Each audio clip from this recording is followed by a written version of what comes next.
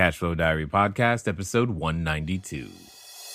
Welcome to yet another exciting episode of the Cashflow Diary podcast, the podcast that teaches you insider tips, tactics, and strategies for creating leverage streams of cash flow into your life. Learn from top-performing entrepreneurs, business owners, investors, and thought leaders from across the globe as they share their secrets to success. Like what you learn on this and other Cashflow Diary podcast episodes? Go to learninvestingnow.com and sign up to receive powerful tips and information that will help you succeed as an entrepreneur and investor. Now, here's your host, investor, entrepreneur, business owner, educator, speaker, author, and master facilitator of Robert Kiyosaki's cash flow game, Jay Massey. Hey guys, as you know, from time to time I travel and go different places. I happened to have done an event a little while ago, I guess now, and what we were going to do for the next couple episodes is bring you little bits and pieces, just the good parts. We're going to cut out the bad parts, right? You didn't have to sit through the entire thing. You get exposure to the good parts, and we're going to share with you some information, and hopefully in a different way, because I've been reworking it, redoing it, learning some new things, and we're going to just give you some of those excerpts. Now, many of you, if you want to get, the complete A to Z, here's a quick way to do that. You can pick up an electronic copy of my book currently. Go to, or send a text message to 72000-72000. The keyword is book. Text the word book, B-O-O-K. You're using a mobile device. Do it now while you're listening. B-O-O-K to 72000-72000. For those of you outside of the U.S., it's going to be cashflowdiary.com/free book. That's F-R-E-E-B-O-O-K, cashflowdiary.com/free book. And it's going to fill in the blanks that might come up for you during these next couple of episodes here. So I just want to make sure that you have a way to get those questions answered, or at least begin to get those questions answered. So anyway, let's just dive right in. Real estate investing for me wasn't something like, it wasn't a move forward. It was a way to possibly eat. Does that make sense? Understand that everything I share with you is coming from a perspective of, this wouldn't be nice one day if we could. It was, if I don't, we don't eat. That's two completely different motivations than some of you may be working from. One of the things that I often tell people is that comfort kills dreams. Comfort kills what? Dreams. Whose? Exactly. One of the challenges, specifically with real estate or specifically with investing, it's one of the most scary subjects on the planet. Period. So unless you have to, or put yourself in the mindset of, I got to make this happen, you likely won't. Because, if I don't, at least I'm still going to eat tonight. At least I still have a place to stay. At least, you get what I'm saying? And no matter how many facts and stats I put up here and tell you, it still may not motivate you to actually get these things done. I mean, these are all recent statistics that are commonly available. I mean, only 58% of Americans have a job right now. What does that mean about the other 42? They're unemployed, right? How many of you realize you don't need a job, but you need a source of income, right? Those are two completely separate things. Except, here's the challenge. With education, it has a purpose, and the purpose is to train you or I to recognize opportunity. The challenge is we've all been trained to recognize one type of opportunity spelled J-O-B. Yes? Yeah. My hope today is to help you recognize additional opportunities other than that, which is spelled J-O-B. Now, because I had one person tell me, they said, you couldn't find a job, so you went out and created one for yourself. I'm like, yeah, that's pretty much right. That's exactly what happened. The average American household carrying $75,600 in debt, that must have excluded Californians, right? In that case. Here's just some more numbers just for fun. At this point, American families are approximately $7.7 trillion poorer than they were back in early 2007. Hand me one of those bottles of water real fast. How many of you think you understand inflation? Show of hands. Be honest. Okay, here's where we go. We have, and how many of you are willing to admit you actually have no clue? You're like, I have no idea. Okay, so how many say I do understand? How many of you say I have no clue? All right, let's go back to 100% participation. One of the most basic skills of any investing or investors is to have an opinion. Now, you all have one. I've only given 2 choices. So let's try this again. How many of you are willing to admit or say that, hey, you know what? I actually understand what inflation is. How many of you think you know? How many of you say, I have no clue? Okay, we're getting closer. All right, here's the point. It's very, very simple, in my opinion, and it comes down to something as simple as a bottle of water, and you're like, what does this have to do with real estate investing? Everything. You'll see. Let's pretend for a second in this room that this is the last bottle of water. Here's the conditions. I'm going to give every one of you $1. $1 US dollar. You cannot borrow someone else's money. You can't borrow, you can't share, you can't pool. You have access to $1. And this is the last bottle of water. Is water something that's necessary? Yes. Absolutely. So do I at least have one customer in here for this bottle of water? Yes. Of course. We hold an auction. What is the absolute most this will sell for? $1. And it's 1 bottle of water. Now, we're going to take that same condition. What I'm going to do is I'm just going to go, I'm going to run back to D.C., talk to the Treasury. Me and Janet Yellen are going to get together, and we're going to give you $9 more each. So now you have a total of 10. Same rules apply, same bottle of water. We're going to hold an auction. Now, what is the absolute most that this bottle of water is going to sell for? $10. Did you buy any more water? No. It's still the same, what is this, 16.9 fluid ounces, is it not? Yep. Yes. So, what happened? You lost purchasing power. Here's the challenge.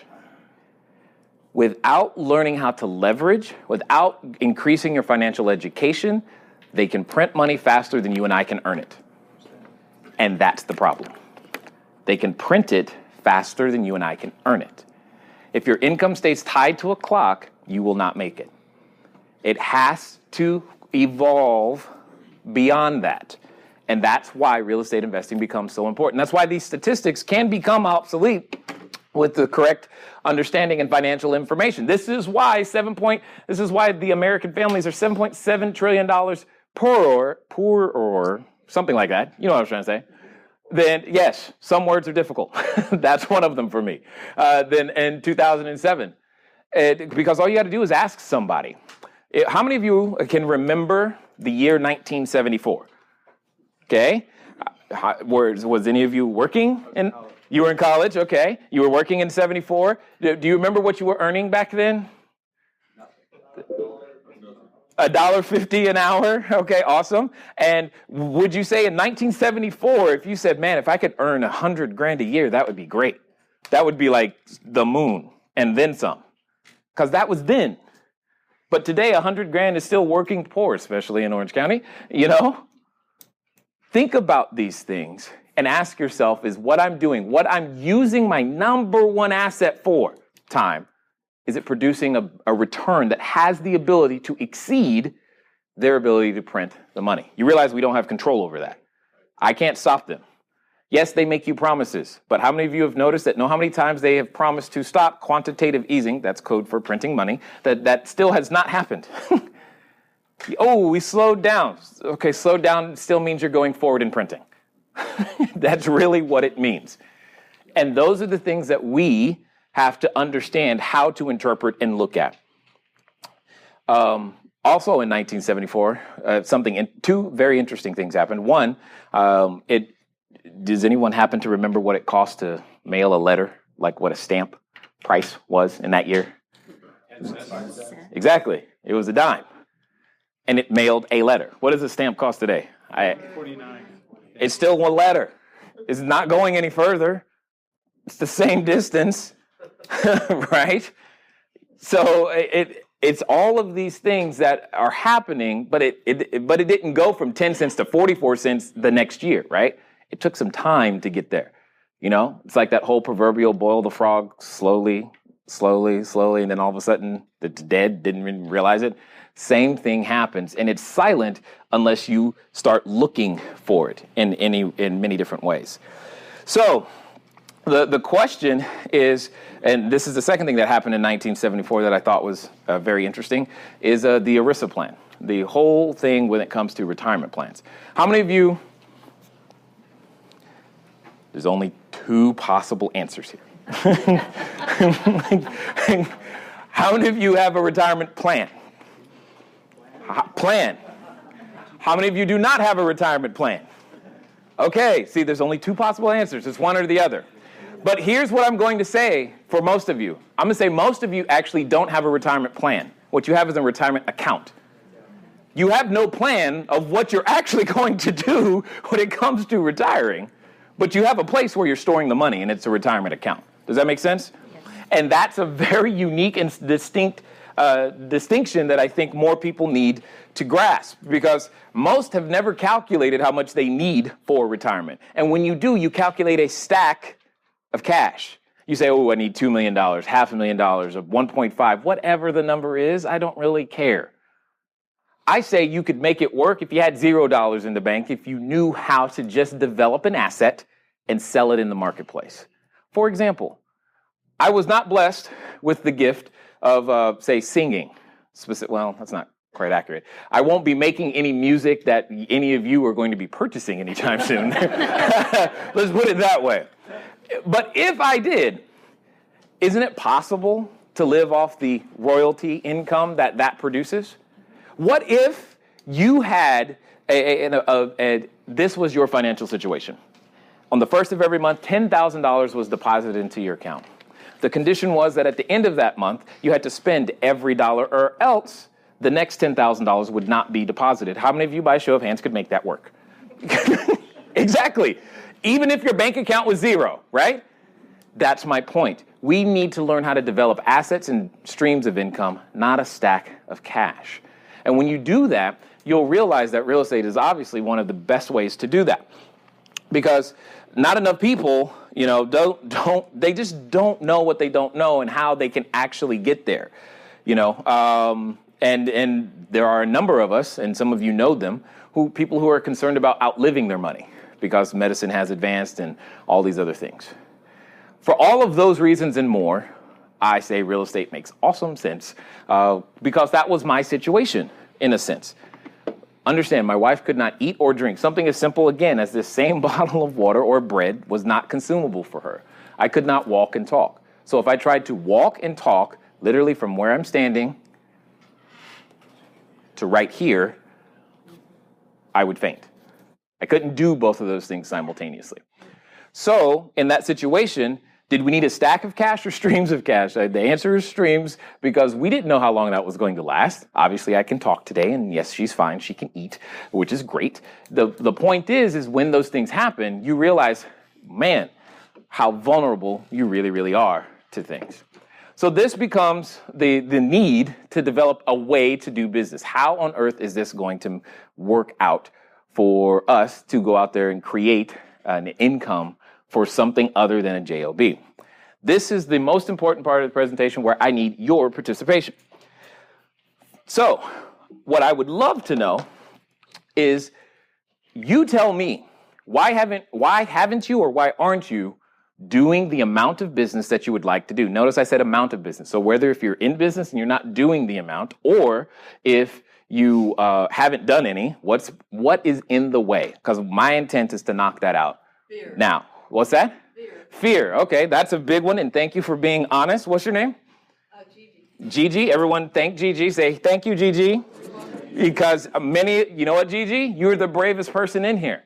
Because they're all feeling it. You were just the one that was willing to say it. And she said it loud. She didn't go, fear. She said it loud and proud. She's like, look, I am scared and terrified. Help. That's the type of heart that you can work with. What else is holding you back? What do you think? Yes? Negative chatter in your own head or someone else's? Yeah, no doubt. Okay, excellent. Because you know what? I can totally relate to negative chatter. I'll share with you very clearly some of the negative chatter I heard and can still hear from time to time. You can't do this. There's nothing in your background that says you can do this. You're supposed to bounce a ball. You're supposed to sing or something else illegal. That's what you're supposed to do, right? Worse, especially because I live in Orange County, you guys realize there's less than 2% black folk here, right? You may not have realized that, but you do now. So I don't get, me and Vicky, we are instantly connected. We're like, hey, we don't see each other. There's just not a lot. There should be more. Which means when I'm looking for someone who's been there before and done it, it's easier when you can see yourself in someone that you have access to. But that wasn't easy. Some of you, I'm too tall, I'm too short, I'm too female, I'm too male, I'm too old, I'm too young. I've heard a lot of things. We can put anything in that spot. What else is stopping you? Yes, Joel. Existing job, just you to have an income. Existing job. So this is a time thing is what you're really trying to tell me. Got it. All right. What else? Yes. Money. You think money is stopping you? Finding money. Okay, so you think that's stopping you? It's just I got it. No problem. See, all I did, what's your name? Doris. The only thing I got you to do was to question an assumption. And that's really all I did right there. And you were like, well, yeah. You realize any excuse will do. When we're afraid, any excuse will do. And the excuse that we will often use is the one our friends will justify the easiest. If your friends say, yeah, I can't find money, you know what? I can't find money either. And there's others who will say, I can't find a deal. There's no deals anymore. And you know what? I haven't found any either. And suddenly that becomes the very thing. What else? Yeah. Knowledge. I like you. Yes. But isn't that interesting? How many of you realize that Google knows everything? Right? We're not in a shortage of knowledge, but that is true. You got to also get the correct information and learn to take action on it. What else? Is that it? So you're saying if you weren't afraid, there was no negative chatter, you had, quote unquote, time, you knew how to find the money and knowledge, you'd be in. There's nothing else in the way. The right opportunity. The right opportunity. Okay, so now we're talking about deals again. You're saying there's stuff out there, but it doesn't fit. It doesn't look like what I want it to look like. Okay, got it. Excellent. Deals, right opportunity. Anything else? Okay, cool. You're going to make this fun and easy. Here's the thing. As I said earlier, when we're afraid, any excuse will do. And the only excuse that is valid is the one that someone else hasn't overcome before. Period. Does that make sense? That's the only one. If someone has ever been afraid and still gotten what you want to do done, then your excuse is not valid. If someone has ever had negative chatter in their own head, but has still managed to move forward, then that's clearly not it. If someone has, how many of you realize that we all have 24 hours in a day? Does anyone have more? No. Right. Exactly. What about money? Okay, don't be too mad. I'm going to answer the question because I'm sure you're probably thinking, what about money? Yeah, that was a great idea, Jay. I'd love to know more about it. I'm going to get you to some answers and hopefully change the way that you're thinking about it here in just a second. As I said at the top of the episode, I just want to make sure, again, remind you, if you're coming up with some questions and you're wondering how to get those questions answered, they're probably covered in my book, to be honest. So go grab a copy right now. You can get a free PDF delivered to you immediately. Go to cashflowdiary.com/free book. Or if it's more convenient for you, send a text message to 72,000. The keyword is book. Text the keyword book to 72,000. And you'll be well on your way to getting deeper understanding of everything that's going on Cashflow Diary style. And most importantly, getting your offers on. I will talk to you guys in just a few more minutes. But what I want to do is answer that question about the money.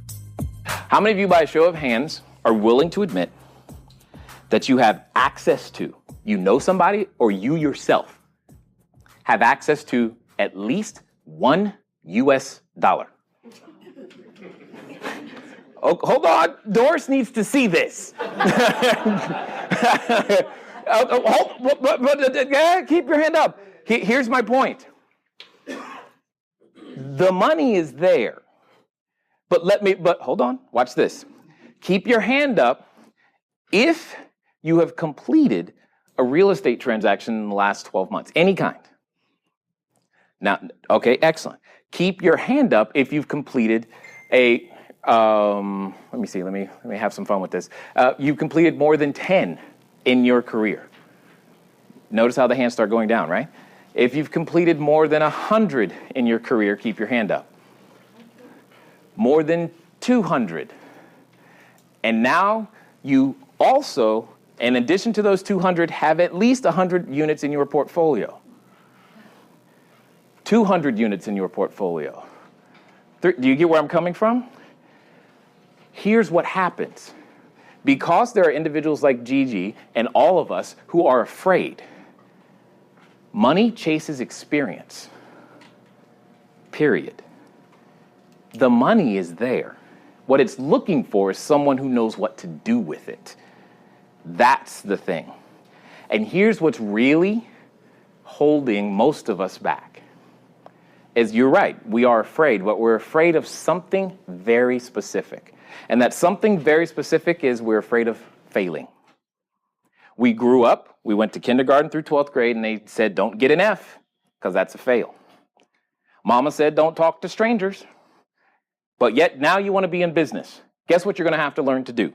Fail and talk to strangers. That's exactly what's going to happen. You're not going to learn it any other way, because when you're in school, you're told you got to get it right. You got to get it right the first time. And you can't have any help, because that's called cheating. But yet, when you talk to anyone who's done anything, they didn't get it right. They definitely didn't get it right the first time. And they had a help. Mentor, coach, somebody came in to help. And you've got to learn a complete new skill set. And you say to yourself, well, I got all these college degrees and I'm this and I'm that. How come I can't do this? You've never practiced that skill set. That'd be like asking a toddler to run correctly. It's not going to happen. They barely know how to walk. And here's the challenge. We all have an addiction. And it's a serious one. You're addicted to looking good. You cannot learn and look good at the same time. And because we want to look good all the time, it prevents us from learning. It prevents us from asking that question. It prevents us from saying, I'm afraid, help. Because we want to look good. You've seen a toddler learn to walk anyway. Do they look good? But do they care? No, not at that moment. They don't care. Now, once they're 30, it's not too cute, right? We're hoping they know by then. But that's the point. The only way they're going to learn is by falling down and getting up and falling down and then one day they fall down less than they used to. And now my kids, they just run and they won't stop. I'm just like, good Lord, they just keep going. But that's great. And we try to shortcut that process. We try to shortcut it in many different ways, and that's the challenge. Most of what's missing is just the training on certain skill sets in a certain sequence so that you can get to where you want to go. It's really not overly more complicated than that, which is where the negative chatter comes from. Because when you fail, you're like, oh, God, here we go again. See, I told you can't do that. And you just did it again. How many of you have ever lost money? How many of you are lying? No, right. You've lost money, right? So let's have another competition. Let's see who lost the most. Right? All right, so let's start at $100,000. If you've lost at least $100,000, keep your hand up. All right, let's go to $250,000. Let's go to $500,000. Let's go to $1 million. Let's go to 1.5. Let's go to 2. Let's go to 2.3. Okay, I still win. I hate winning both sides of these conversations. We have a winner. Where? Oh, you've got more? What's the number? I don't want to. Okay, here's what okay, you win. Here's what that means. He now knows a whole lot of ways to not do something very well. And you think that has no value. Let me tell you, it is one of the most valuable things on the planet. Because here's your worst case scenario. You go out there and you try, all right? Worst case scenario. You go out there and you try. And now it totally bombs. All you got to do is document that experience, turn it into an ebook, call it, here is the 19 things I tried and the $1.5 million I lost. Don't do it this way. And sell that for $19.95, and I promise you, a lot of people will buy it. Because nobody wants to get it wrong. And you begin to recoup your losses. Here's the principle. You just paid full price for the mistake. Full price. You should offer it to the marketplace at a discount. That's what happens. You give more in use value than you take in cash value. If I paid $2.3 million for my mistakes, and then I put my mistakes in a neat little book that says, don't do this, for $25, I call that a really big coupon for you. Does that make sense? And that's my point. Because we have such an aversion, a fear of failure, fear of, oh my God, I won't look good. What are they going to think? No one cares. They're too busy thinking about, what are you going to think? Go out there and try, please. Because your family's depending on it. You've got people watching you don't even know it that want you to succeed. This whole job and time thing, it's an issue of priority. That's really it is. We've all got 24 hours. Who said the job time thing? Who was that? You. Joel? Yes. Excellent. Has there ever been an emergency in your life where you had to rearrange your schedule? So then you have time. The only difference is what you're talking about. See, remember when I said when real estate becomes a have to, like I gotta make this happen or I don't eat, suddenly everything else gets clear. That's one of the greatest things about emergencies, is it clarifies our priorities for us. I was in a state of emergency. My priorities were clear. Do this, eat. Great. After we get past eat, we'll worry about that when we've eaten. Until then, this is what I'm going to do. And right now, for most of us, that priority means if I don't go to work, job, I won't eat. And we've got to learn the skill sets necessary, because the greatest thing, especially with technology these days, is the amount of reach and access that we do have to customers and the amount of value that we can provide simultaneously while doing other things. But we just got to learn the skill sets necessary to make that happen. So, excellent. Deals, right opportunity. We're going to get to that right now. So here's the thing. There's basically 7 steps, in my opinion, to every business, and specifically 7 steps to a real estate business. And the 7 steps, we're going to go through them. What it comes down to is step number 1, you've got to have someone who's going to buy something from you, buy an asset from you, whatever it is. You can package your asset as a service or a product. It doesn't really matter to me. The point is, it's one or the other. Real estate, how many of you say real estate's a product? How many of you say real estate's a service?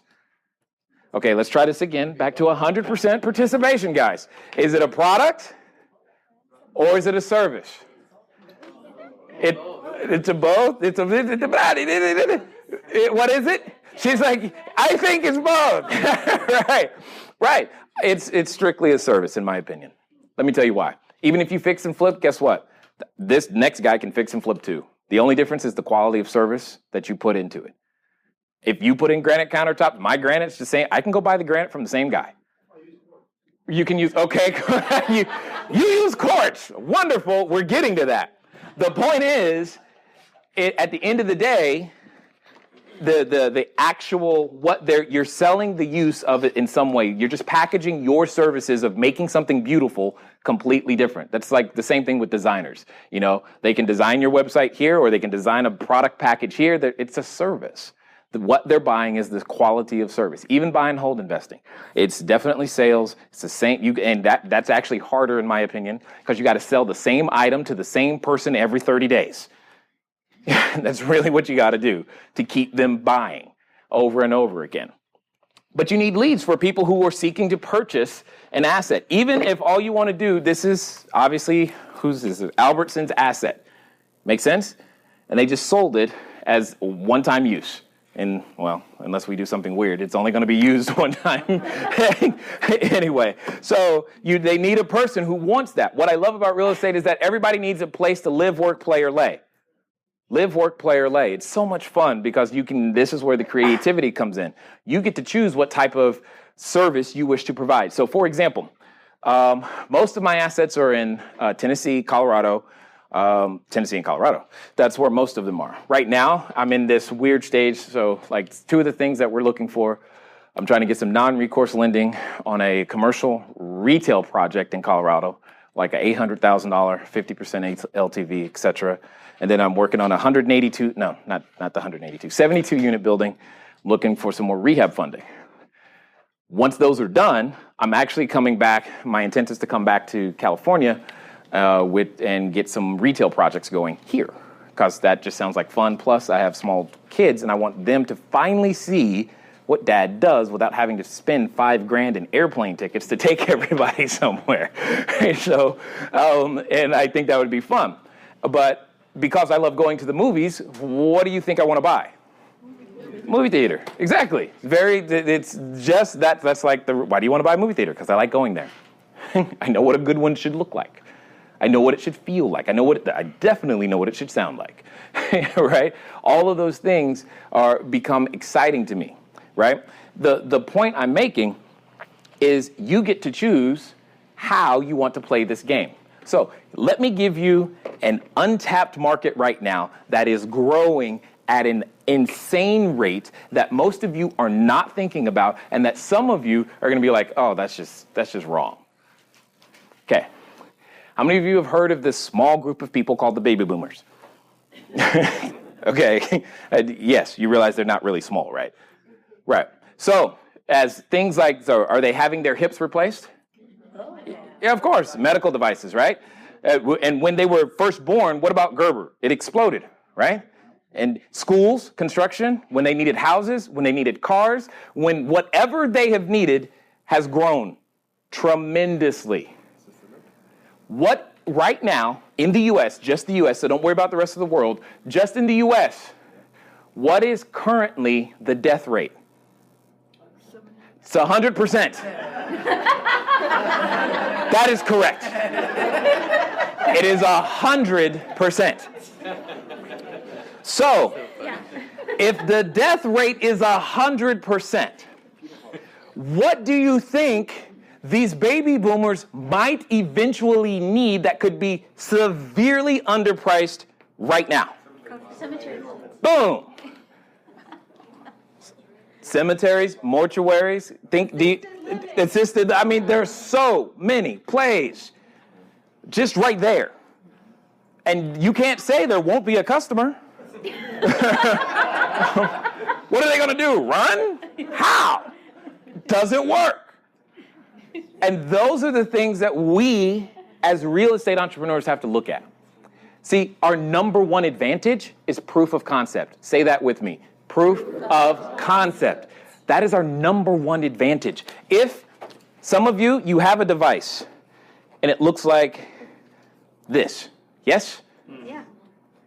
You realize in order for this device to happen, somebody had to talk to a whole bunch of investors and say, you don't understand. We're going to take something that already exists, the cell phone. They did not invent it. We're just going to repackage it, slap an Apple logo on it, and people are going to pay more for it. And they had to get enough people to say, yeah, I agree with that. Did they successfully do that? Yes. And then some, right? That's the thing. How many of you tonight would like to have a roof over your head? How many of you have had that feeling all your life? Like that would be a good idea. Proof of concept. That's what makes real estate easy to do and accessible to you and I. See, I'm not smart enough to invent one of those things. That's not that totally missed me. I can use it, but I'm not the guy that's going to invent it. And that's okay. I'm just smart enough to do real estate. And that's all I care about. Because people need a place to live, work, play, or lay. And those are the things that we get to leverage. So if you were going to be in the mortuary business, are there tons of buyers? Another way of saying that is, what is the population of the U.S.? You've got a customer, period. That is not the issue. So there should be no fear of, will anyone buy what I have to sell? They're there. You just have to learn how to look at it differently in various different ways. So that's step number one. You need a buyer lead. You need a seller lead. You need someone to give you the very inventory that you're looking to sell, whether that's land, whether that's, in my case, a movie theater. I'm also open to more commercial retail in California, but anyway, whatever, details. The point is, you need someone who's willing to sell the item that you need in order to have it so that you can sell it as well. Well, let's talk about it. A few years ago, the way real estate was transacted is that somebody woke up one day and for whatever reason decided, you know what? My real estate's good, but I want yours. So what I'm going to do is that I'm going to call tens of thousands of my best friends. We're going to put on some armor. We're going to get some catapults. And we're just going to come to your land and attack you. And when we're done and you're gone, that real estate is now going to be mine. Make sense? Yeah. In theory, today, we're a little bit more civil than that when real estate transfers hands. But for all intents and purposes, it's the same thing. There are times when what we have isn't what we want. Does that make sense? Mm-hmm. What we have isn't what we want. All assets, especially real estate, changes hands. It's going to someone. Every piece of real estate is currently owned by somebody, and it's going to change hands to someone. Guess who it's going to change hands to? It's going to change hands to the person who knows how to solve the problem of the person who owns the real estate. The reason you are having challenges finding properties is because you're looking for properties. Look for problems, not properties. People have problems. I solve problems for people who happen to have real estate. Period. That's what I look for. You have a problem? Do you have real estate? I can help you. If you have a problem but don't have real estate, I can't help you. For example, if you are bleeding, I'm not your guy because I'm going to faint. That is not a problem I know how to solve. I'm guessing you have some experience in this area. I am not, I'm telling you, pull out a needle right now and I will be the first one on the floor. That's just the way it goes. However, you say, Jay, I would really love to be able to get rid of this house so I can go retire, because this happens a lot. Somebody had properties in Ohio. Who was that? I heard it was you. Yes. Okay. So when I've worked that area of the country, the people who are looking to sell are typically looking to go somewhere else because it snows up there. And they don't like the cold anymore, and they want to go somewhere else. So all I'm doing is helping them take a nice vacation, usually to Florida or Arizona or someplace much warmer. And the only thing they need me to do is figure out a way to get them out of the house so that they can go. Make sense?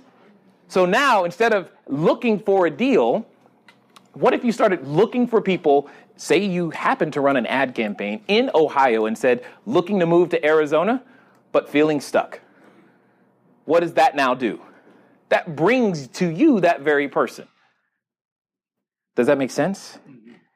And I'm trying to say these things because we're too busy saying, here's what I need. Here's what I need. No one cares what you need at all. But if you tell me that you can solve my problem, oh, please, all day long. Not only am I going to tell you what my problem is, if I know a friend who has the same problem, what am I likely to do? Tell them too. Suddenly, your marketing just got a lot easier when you are known as the problem solver. And some marketplaces where we do this, our number one of our best lead sources is actually code enforcement. Many of you don't like code enforcement. I love them because you know what? After they give us those nice little love notes and we fix it, all you have to do is one more thing. You already have their phone number. They're willing to talk to you. What about you just ask them, hey, who else are you giving love notes to that isn't fixing the house? I would love to fix it. If you introduce me, I could probably fix that one too. Do you think they know who that person is? Yeah. Do you think they want the problem gone? They just want the problem off their desk. That's it. But now you've positioned yourself a solution provider. You do that enough times, what do you think might happen the next time they get another ticket on their desk? Hey, Rod, you solved that last one. Can you do this one too? Oh, yeah. What did that cost you? Good business. What you were going to do anyway. All of those things, when you look for problems, not properties, you find your seller leads. All right. So I know a number of you are probably still taking notes, and that's good, and I appreciate that. But that was the secret right there. Problems, not properties. Keep that in mind as you're going out there. Look in your newspaper today. I kid you not. You could probably find a problem related to something real estate that you could go and solve immediately, if not sooner. Nonetheless, I appreciate you guys taking the time to listen. I look forward to talking to you soon. Until next time.